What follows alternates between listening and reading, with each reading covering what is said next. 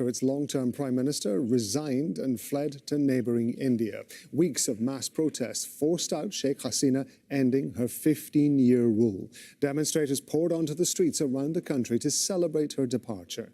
Tanvir Chaudhry reports from the capital, Dhaka. Protesters stormed the residence of Bangladesh's Prime Minister Sheikh Hasina. Weeks of violent demonstration across the South Asian country have killed at least 300 people. In an address to the nation, the army chief confirmed Hasina had resigned and fled the country. He urged people to trust in the military to restore calm and ensure those responsible for the killings are punished. The country is witnessing a period of revolution right now. I had invited all the leaders of political parties. They came here and we had a good discussion.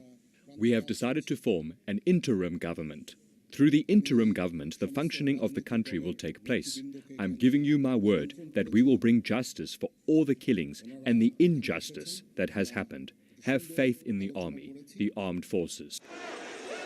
The protest started last month with a demand to end quotas in government jobs reserved for relatives of people who fought in the War of Independence more than 50 years ago. There was a pause in the demonstration after the Supreme Court scrapped most quotas, but students came back to the streets demanding justice for the families of those killed and the resignation of the Prime Minister. More than 90 people were killed on Sunday, including 13 police officers when demonstrators attacked a police station.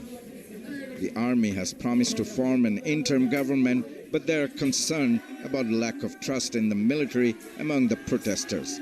This is really a population that has been looking for accountability and justice for some years now under an increasingly authoritarian Awami League regime.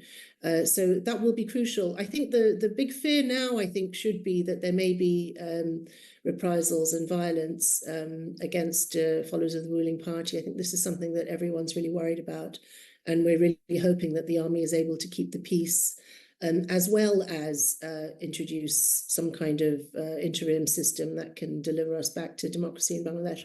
After the army chief spoke, a group which has spearheaded the anti-government protests released a statement saying the military is not the solution. The students and the public will decide who will be appointed to the interim government, it said. It was not a student protest only. It was a movement against autocracy. That's why we're all here.